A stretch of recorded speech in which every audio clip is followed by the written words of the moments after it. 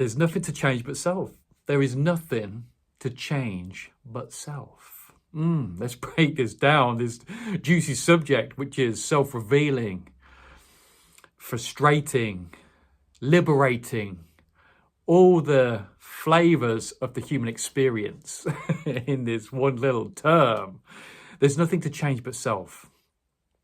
Our minds are naturally constructed with the bridge of separation of what is happening out there. All we do is focus on what is going on out there, and we'll focus on it so much that it takes our focus totally away of what is happening within us and the link between what is happening within us and what is happening out there.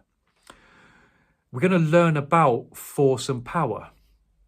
When we're being navigated by our ego and our survival mechanism, trying to change what is going out there, manually speaking, we're going to go out there, we're going to try and control, we're going to try and manipulate, unconsciously and consciously. I know I can hear a lot of you now saying, I don't manipulate or control.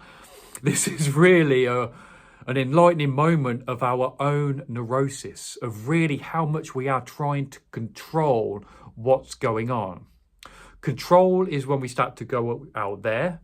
Once we start to go in, it's more about influence. Control, influence. Control, positive influence happening within me now. When I make changes inwardly, it's about positive influence. What we hold inwardly in our subjective plane is the true reality. It is the true reality. Everything at one point started from what was happening within our consciousness. And our consciousness is what we believe, what we feel, our thoughts, our actions, behavior, everything. The totality of what is going on within us right now. That is the true reality. That's why there's no one to change but self. There's no one to change but self. So this is really important when it comes to trying to change what's going on out there. Those elements of discord that you're currently navigating, whether that's within relationships, whether that's within your finances, whether that's within your job, whether that's with however is going on with your health, your energy, anything that you're trying to change at the minute, it's really important that you understand this nuanced point of the human experience, because one way will lead you to being wiped out, de-energized, life force down. The other will be energizing, life supporting, and life enhancing. Once we start making changes inwardly, we are naturally going into the field of life supporting. Because once we take that responsibility, we're no longer victim to the world. Because we're no longer seeing as a separation between me in here and what's going on out there. Once we really embody that moment of understanding that it's down to what I change inwardly has influence outwardly. The power of our thoughts, the power of our belief, the energy and the universe that is within us that is being reflected outwardly. Really, really important when it comes to relationship dynamics. I'm sure you can relate to that moment where you've just been trying to change your relationship, especially when it comes to intimate relationships, your lover, your spouse. They're just nailing you up the wrong way. They keep doing things like that roll you up. You try and shape them, you try and control them, you try and manipulate them into this safe little cocoon of something that's not going to create any harm to you. You start to really control their existence, and this really does reflect where our neurosis is, where maybe we're not as chilled out and relaxed as what we thought we were. There's a part of us that has this survival mechanism that's subtly, quietly working and just trying to shape and grasp everything and just control it just a little bit, just to make it go the way that I want it to. And you can already feel how tiring that is. You can just feel that. That's tiring, man. I did that for years with everything, with relationships, with my work, with all kinds of dynamics, with my finances, with my health, just trying to put in that foresight, just trying to go just like this fear behind it, this kind of uptight rigidness of control, just so scared of letting go. And this is where we really surrender into letting go. This is where we deepen our faith, my friends, into God, into the unseen forces of this human experience that orchestrate all of these changes which happen within us. We naturally come closer to God when we go inward and we start seeing this recognition. We start to become more aware of this connection between inner and outer. And it's okay if you've spent years trying to change out there. It's all right. I did it.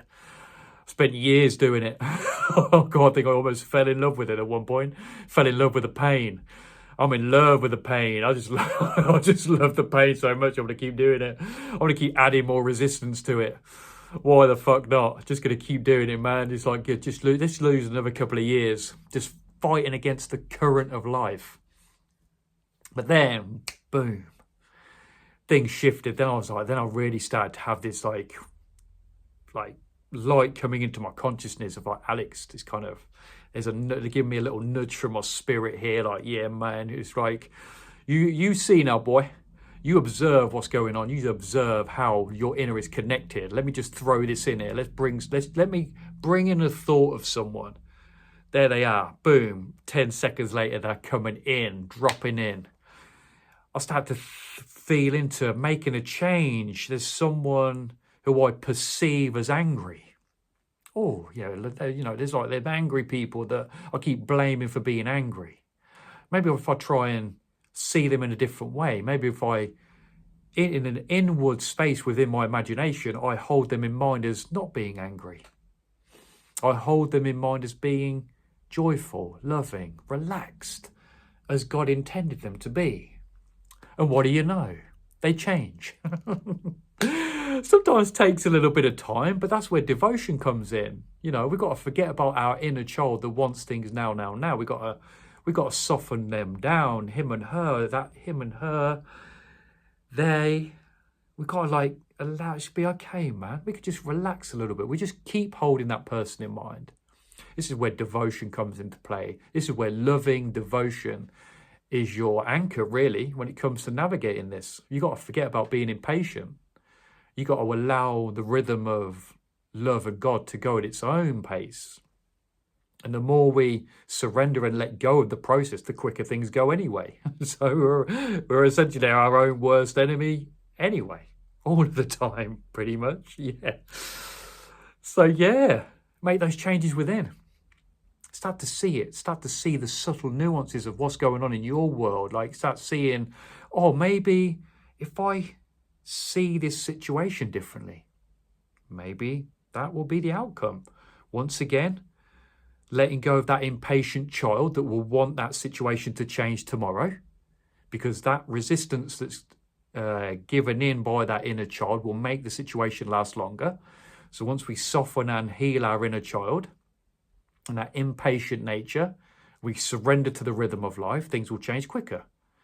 Within people, persons, situations, and circumstances, your life will naturally become more and more in rhythm and in sync the more you adopt this inner observation of life and taking responsibility for the connection between what's going on within you and what's happening out there.